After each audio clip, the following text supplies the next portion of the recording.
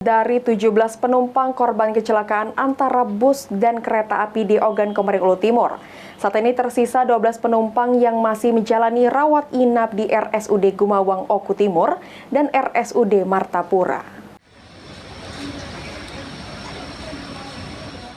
Dari 17 penumpang korban kecelakaan antara bus dan juga kereta api di Ogan Komering Ulu Timur, saat ini tersisa 12 penumpang yang masih menjalani rawat inap di RSUD Gumawang Oku Timur dan RSUD Martapura.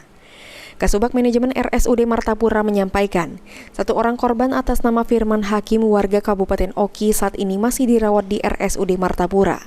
Meski kondisi korban mulai membaik, namun korban masih perlu mendapatkan perawatan intensif dari rumah sakit atas luka di kepala dan juga di dada korban.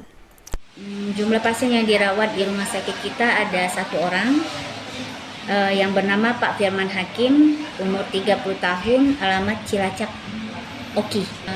Luka ya agak lumayan parah, sehingga memang harus ada perawatan dari rumah sakit kita. Untuk korban yang meninggal itu ada satu orang, Nasaruddin Asof, umur 19 tahun, alamat Karangenda, BK 16, Oku Timur.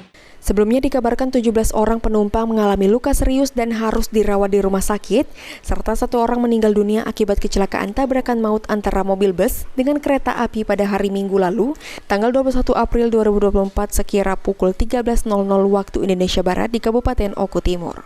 Pihak kepolisian pun masih terus mendalami dan melakukan penyelidikan atas kasus laka lantas tersebut. Sedangkan sopir bus dan juga kernet bus yang melarikan diri masih dalam pengejaran petugas. Elvandri Jefriadi, PAL TV.